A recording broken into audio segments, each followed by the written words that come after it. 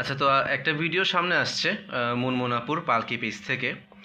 আমি চিন্তা করছি এই ভিডিওটার কিছু অংশ নিয়ে আমি একটু নিজের ওপিনিয়নগুলো রাখবো, এবং আমি সবাইকে অবশ্যই রেকমেন্ড করব যে পুরো ভিডিওটা দেখার জন্য। আমার মনে হয় খুবই পাওয়ারফুল একটা মেসেজ দিচ্ছে উনি ভিডিওটার মাধ্যমে। খুব কম মানুষই আছে যারা আসলে এই বিষয়গুলো নিয়ে এভাবে ওপেনলি কথা বলে।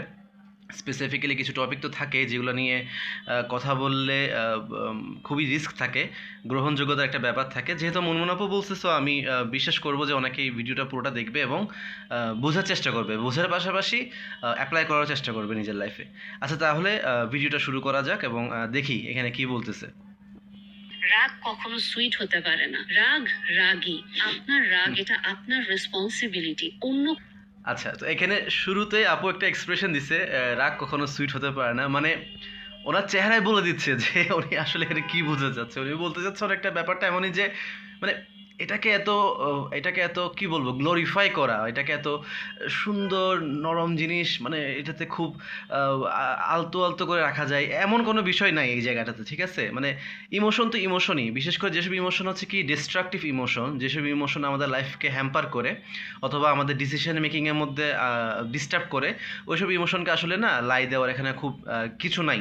একদম স্ট্রেট ফরওয়ার্ডভাবে বললে, এই ধরনের ইমোশনগুলোকে আমাদের ম্যানেজ করতে শিখতে হবে, ডিল করতে শিখতে হবে। আচ্ছা, do not settle for less, এই লাইনটার চক্করে পড়ে আমরা মেয়েরা আসলে বুঝতেও পারি না যে আমরা কি লাইফে আসলে একজন পার্টনার চাচ্ছি, নাকি আসলে একটা পেট চাচ্ছি যে আসলে আমার আগে পিছনে ঘুরঘুর করবে। আর আমার কাছে খুব অদ্ভুত লাগে যে মেয়েদের রাগগুলাকে আমরা কিভাবে সুইটনেস হিসেবে দেখাই, কিভাবে আমরা এটাকে জাস্টিফাই করি যে মেয়েদের একটু রাগ থাকবেই, মেয়েরা একটু রাগ করবে, মেয়েদের রাগটা এসে ছেলেরা বারবার ভাঙাবে। এবং সেই রাগে মেয়েরা যদি অসম্ভব অ্যারোগেন্ট কোনো আচরণ করে, ছেলেটাকে একেবারে কথার আঘাতে ঝাঁঝরা করে দেয়, বা ইভেন মেয়ে যদি নিজেও বড় কোনো ভুল করে এরপরেও সে ধরে রাখে ছেলেকে, মানে হাজবেন্ডকে বা পার্টনারকে এসেই তাকে সরি বলতে হবে তার রাগ। মানে যদিও আপু এখানে মূলত রাগ ইমোশনটাকে, এখানে অ্যাঙ্গার ইমোশনটাকে এখানে ফোকাস করছে। আমি বলবো হচ্ছে কি, আমাদের সোসাইটিতে আসলে ফাংশন করে শুধু অ্যাঙ্গার না, সবগুলো ইমোশন, যত রকমই ইমোশন আছে না কেন, সবগুলো হচ্ছে কি যে একজন ফিমেল পার্সনের ক্ষেত্রে ভ্যালিডেট। একজন ফিমেল পার্সন এমন করতে পারবে, অমন করতে পারবে, কিন্তু একজন মেল হলে, একজন ছেলে মানুষ হলে, পুরুষ মানুষ হলে সে কিন্তু এটা করতে পারবে না। করলে সে কেমন পুরুষ, সে আবার কিসের পুরুষ, এই ধরনের একটা মেন্টালিটি থাকে। এবং তারা খুব অদ্ভুতভাবে এই যে শুধু রাগ নিয়ে না, আমি আমার পার্সোনাল জায়গা থেকে বলবো, হয়তো বা আপু অ্যাগ্রি করলে করতে পারে বা ভিউয়াররা করতে পারেন, যে যতগুলো ইমোশন, যত রকম ইমোশনকে নিয়ে তারা ট্যান্ট্রাম করে না কেন বা ইমব্যালেন্স তৈরি করে না কেন নিজের লাইফে বা অপোজিট পার্টনারটার লাইফে বা তাদের নিজেদের লাইফে, প্রত্যেকটা ইমোশনকে কোনো না কোনোভাবে ভ্যালিডেট করা, কোনো না কোনোভাবে এটাকে জাস্টিফাই করার চেষ্টা, মানে একটা খুব তীব্র চেষ্টা চলতেই থাকে। যারা আপনারা এখনো বিয়ে করেননি তারা তো উঠতে বসতে ভাইয়েরা মনে হয় এটা নিজেদের লাইফে দেখতে পান, আর যারা বিয়ে করেছেন তারাও আসলে কিছু ক্ষেত্রে অবশ্যই এটা দেখতে পান। এখানে যে পয়েন্টটা দেখেন, আমাদের মেয়েদের যে এই প্যাটার্নটা আমাদেরকে আস্তে আস্তে যেটা আমাদের ভেতরে ইনস্টিল করা হচ্ছে যে আমাদের মেয়েদের রাগ অনেক সুইট। রাগ কখনো সুইট হতে পারে না। এবং একটা জিনিস আমি এটা অলওয়েজই বলি যে আপনার রাগ এটা আপনার রেসপন্সিবিলিটি।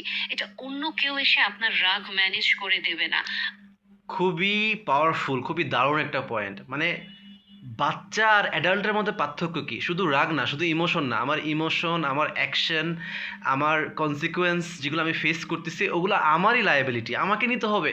আমি যতই বলি না কেন যেটা তোমার জন্য হয়েছে, ও আমাকে এমন করতেছে বলে আমি কান্না করতেছি, ও আমাকে তেমন করছে বলে আমি এই কাজটা করছি, ও আমার সাথে এটা না করলে আমি এমন করতাম না। না রে ভাই, এটা তুমি যতই চেষ্টা করো না কেন, আজকে তুমি ওকে দোষ দিবা, কালকে যখন ও সরে যাবে বা ওর কাছ থেকে সরে যাবা, কালকে আরেকজনকে দোষ দিবা, সারা জীবন অন্যজনকে দোষ দিয়ে থাকবা। কোনোদিনও এই এই রিয়েলাইজেশনটা হবেই না যে কি আলটিমেটলি রেসপন্সিবিলিটি তো আমারই ছিল। এইটাই হচ্ছে একটা অ্যাডাল্টের ডিফিনিশন। আর একটা বাচ্চার সাথে নিজের পার্থক্য এখানে বেসিক্যালি। হ্যাঁ, এটা বলা যেতে পারে যে প্রত্যেকটা মানুষ কিছু না কিছু অংশে, কিছু না কিছু ক্ষেত্রে কিছুটা চাইল্ড অ্যাডাল্ট থাকবে, এটা স্বাভাবিক। একদম যে কি বলবো, একদম যে খুবই রোবোটিক হয়ে যাবে ব্যাপারটা এমন না, সে অ্যাডাল্ট বলে, কিন্তু খুবই চাইল্ডিশ হয়ে থাকবে এবং কন্টিনিউয়াসলি হয়ে থাকবে, তাকে বোঝানোর পরও হয়ে থাকবে। ব্যাপারটা তাহলে খুবই ভয়ঙ্কর আর কি। বেশিরভাগ সময় গুডউইল হাজবেন্ডরা স্ত্রীদেরকে, যারা এরকম অ্যাঙ্গার ইস্যু নিয়ে থাকেন, এরকম যখন পাবলিকলি হিউমিলিয়েট করে ফেলেন বা এরকম ট্যান্ট্রাম থ্রো করেন, তারা শান্তিটা পছন্দ করে, তো এর জন্য জাস্ট ভয়েই বলেন, সম্মানের ভয়ে বলেন, শান্তির ভয়ে বলেন, আচ্ছা ছেড়ে দিই, যা খুশি করুক, আমি চুপচাপ থাকি, বাদ দিই, কথা না বলি, কথা বললেই ঝামেলা হবে, এটা একটু দূরেই থাকি। খুবই কমন একটা জিনিস এবং সিগনিফিক্যান্টও, যে বেসিক্যালি আমাদেরকে ছেলেদেরকে কি শেখানো হয় যে তুমি এক্সপ্রেস করতে পারবে না, তুমি ইমোশন দেখাতে পারবে না, তুমি আপসেট হতে পারবে না। ঠিক আছে, এখন তুমি পারবা কি, মানে কিভাবে আমি কোপ করব, কিভাবে আমি অ্যাডাপ্ট করব, আমার যে একটা ইমোশন তৈরি হচ্ছে, আমার যে একটা ভিতরে একটা অশান্তি ক্রিয়েট হইতেছে, সেটা আমি তাহলে কিভাবে এক্সপ্রেস করব, এটা কিন্তু দেখানো হয় না, এটা কিন্তু কখনো শেখানো হয় না, মানে জানাই না। সো তখন ওই ব্যক্তি নিজের থেকে কিছু প্রসেস বা কিছু স্টেপস নিয়ে ফেলে, যে স্টেপসগুলো মোস্টলি দেখা যায় কি তার জন্য হার্মফুলি হয়। সে এমন কোনো না কোনো হ্যাবিটের মধ্যে জড়ায় পড়ে যেটা হচ্ছে কি তার জন্য ক্ষতিকর। ঠিক আছে, তো আমি সেন্সিটিভিটির কারণে বলতেছি না, কিন্তু আমরা কম বেশি হয়তো জানি যে সে এমন একটা বিহেভিয়ারের মধ্যে আটকা পড়বে বা এমন একটা অভ্যাসের মধ্যে সে আটকে যাবে যেটা হচ্ছে তার জন্য আসলে তার যে প্রবলেমটা ছিল সে তো সলভ করেই নাই, বরঞ্চ তার জন্য নতুন করে প্রবলেম সলভ করবে বা সরি প্রবলেম ক্রিয়েট করবে।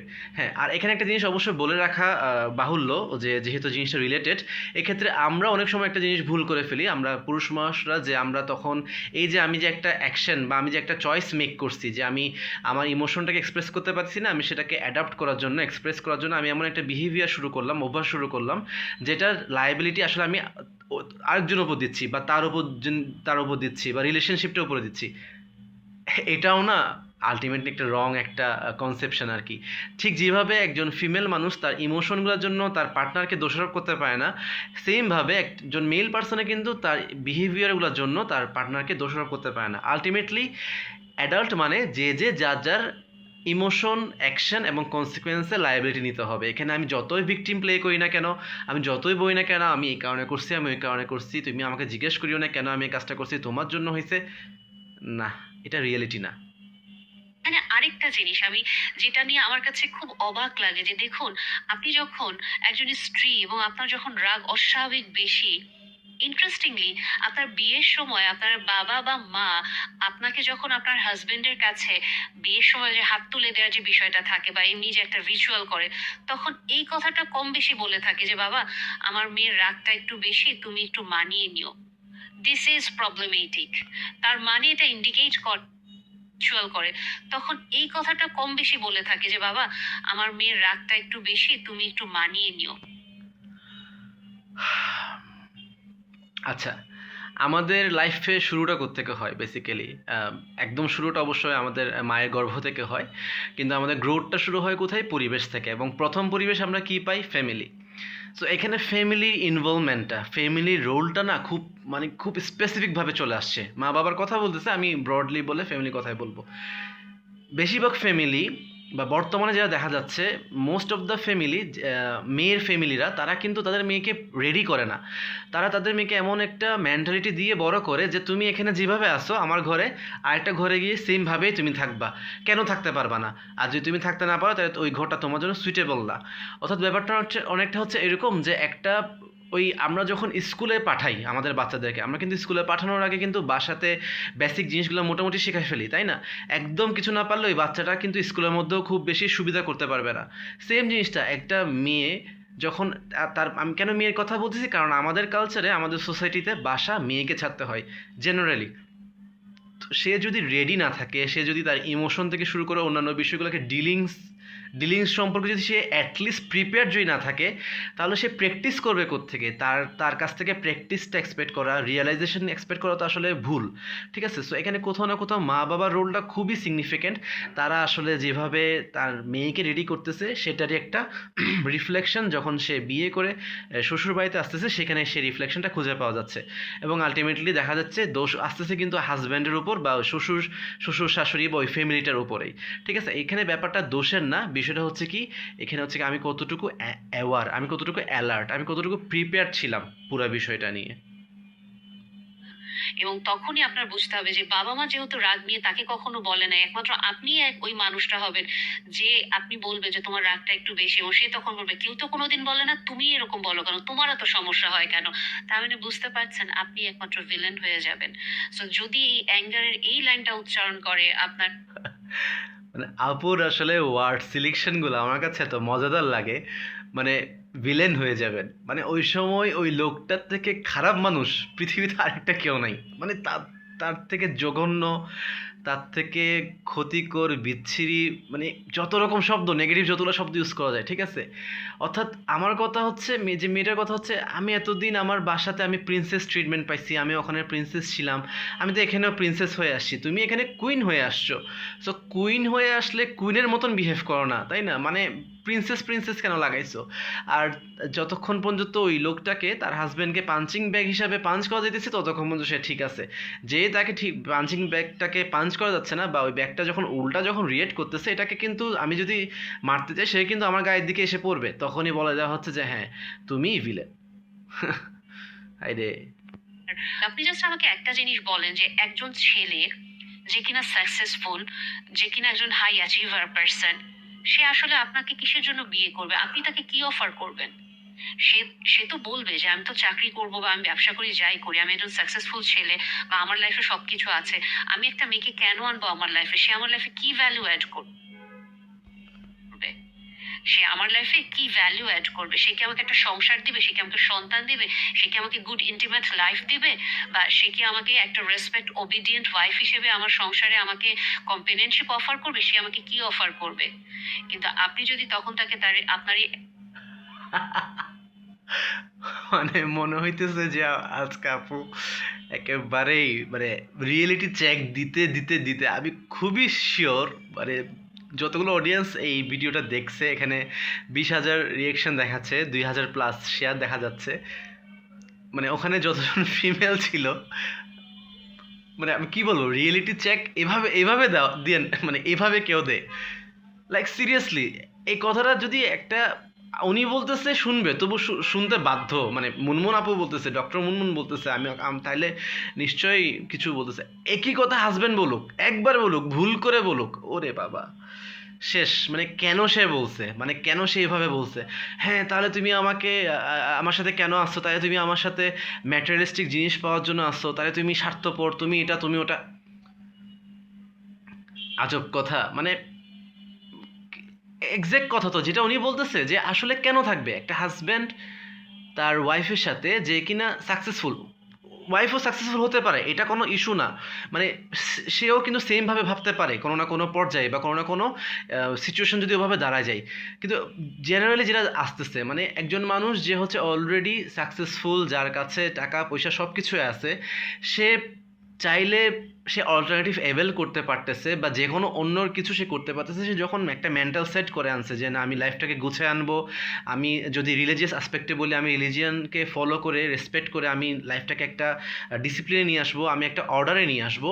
ঠিক সেই সময় যদি আমি এমন একজন স্পাউস, এমন একজন ওয়াইফ, এমন একজন কোম্পানি, এমন একজন পার্টনারের অংশ হয়ে যায়, যে কিনা মানে কিছু তো অফার করতে পারতেছে না, ঠিক আছে সমস্যা নেই, অনেক সময় এই জিনিসগুলোকে চাইলে একটু কম্প্রোমাইজ করাই যায়, বিশেষ করে ভালোবাসা থেকে বা অন্যান্য ভ্যালুসগুলোর কারণে কিন্তু কম্প্রোমাইজ করা যায়। আমি তো কোনো কিছু অ্যাড করতেছিই না, পারলে আমি একটা জিনিস, এমন একটা জিনিস অ্যাড করতেছি যেটা সে একদমই চায় না, সেটা হচ্ছে কি ক্যাওস, রাগ, ট্যান্ট্রাম, সমস্যা। এমন একটা জিনিস আমি প্রতিদিন প্রতিনিয়ত বা হুটহাট করে আমি অ্যাড করে ফেলতেছি, যেটা কিনা সে একদম চাচ্ছে না। সে তো তার লাইফটাকে গুছিয়ে আনতে চাইছিল, ঠিক আছে। তো এবং গুছিয়ে আনার জন্য এফোর্ট দিচ্ছে, সে বিভিন্ন রকম চেষ্টা করতেছে, ঘর নেওয়া, ঘর করা, প্রতিদিনের খরচগুলো চালানো, এক্সেট্রা, মানে বেসিক জিনিসগুলোই করতেছে, এমন না যে সে আহামরি কিছু করতেছে। কিন্তু তার সাথে তুমি অ্যাটলিস্ট তাল যখন মিলাতে পারতেছো না, তুমি ওখানে বেতাল বেতাল হয়ে যাওয়া তো দরকার নেই। তুমি অন্তত টাইম নাও তার কাছ থেকে, তাকে বলো যে হ্যাঁ আমার একটু সময় লাগবে, আমি আরেকটু আমাকে একটু সময় দাও বা সময় দেন, আমি আরেকটু সেটেল হই, সংসার জিনিসটা আমি একটু বুঝে নিই, আমি আমার মা বাবার বাসা থেকে নতুন বাসায় আসছি, আমি জিনিসগুলো আরেকটু কোপ আপ করে নিই, তারপর আমি তোমাকে বা আমি আপনাকে কিছু না কিছু জিনিস অবশ্যই অফার করব, কিছু না কিছু জিনিস অ্যাড করার চেষ্টা করব। কিন্তু আমি এমন কোনো কিছু অ্যাড করব না, বা আমি চেষ্টা করব এমন কোনো কিছু অ্যাড না করতে, যেটা হচ্ছে কি আমি একেবারে এক্সপেক্ট করেন নাই, যেটা আপনি একেবারেই চান নাই, তাই না? তো বুঝতে হবে জিনিসটা। এই কথাটা এটা এটা যদি একজন হাজবেন্ড বলে না, মানে কিয়ামত হয়ে যাবে, কিয়ামত। অ্যান্ড আপনার ওই তথ্যে যদি বিশ্বাস করে স্টার্ট করে ডোন্ট সেটেল ফর লেস, সে আপনাকে টলারেট করবে, বাট আপনি তো হুম, আপনার লাইফে একটা গুডউইল হাজবেন্ড চান, একটা সাকসেসফুল হাজবেন্ড চান। এই বিষয়টা আসলে খুব সেন্সিটিভ একটা ইস্যু। আমি যদিও আজকে ছেলেদের অ্যাঙ্গারের পার্টটা কভার করিনি, হুম। ছেলেদেরও অ্যাঙ্গার থাকে, এটাও প্রবলেমেটিক, এবং অ্যাঙ্গার নিয়ে আমি আগেও ভিডিও করেছি, কিন্তু একটা ভিডিওতে আমি জাস্ট একটা পোর্শনই কভার করলাম। যাই হোক, পুরো ভিডিওটা আমি এখানে পুরো ভিডিওটা দেখি নাই। এখানে আমি সবাইকে অবশ্যই সাজেস্ট করব যে পালকি পেজে গিয়ে আপুর পুরো ভিডিওটা দেখবেন। আমার মনে হয় এটা খুবই একটা হেল্পফুল ভিডিও ছিল। এখানে এটা দেখার পাশাপাশি বোঝা, এটা আলোচনা করা যেতে পারে এই ব্যাপারটা নিয়ে, প্রফেশনালদের সাথে বসা যেতে পারে, ইভেন ওনার সাথেও সরাসরি কথা বলা যেতে পারে। এবং আমার মনে হয় এটা খুবই একটা জরুরি একটা বিষয়। কারণ হচ্ছে কি, বর্তমান সময়ে আসলে এই ধরনের বিষয়গুলো, এই ধরনের ইমোশনগুলো কিন্তু অনেকগুলো ঘর একদম ভেঙে ফেলার জন্য কারণ হয়ে দাঁড়াচ্ছে। যাই হোক, সবাই ভালো থাকবেন, অল দ্য বেস্ট।